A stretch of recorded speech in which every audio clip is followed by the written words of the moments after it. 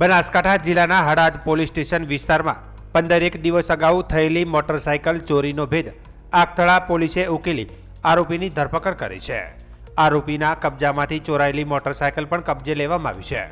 Police મહાનિરીક્ષક Parikshita Rathod, વાવથરા જિલ્લા police અધિક્ષક ચિંતન તેરેયા, દિયોદર વિભાગના SR ભારાઈ તથા આગથળા પોલીસ ઇન્સ્પેક્ટર MB રાઠોડના માર્ગદર્શન હેઠળ આગથળા પોલીસ સ્ટાફ પેટ્રોલિંગમાં હતી.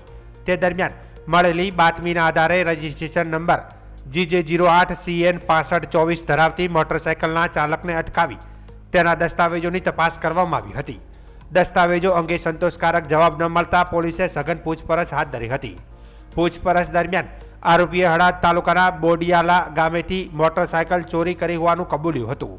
પોલીસે આશરે 30,000 કિંમતની ચોરાયેલી મોટરસાયકલ કબજે કરી આરોપી સામે કાયદેસરની કાર્યવાહી હાથ ધરી હતી. વધુમાં તપાસ અને કાર્યવાહી માટે આરોપીને હળાદ પોલીસ સ્ટેશનને સોંપવામાં આવ્યો હતો.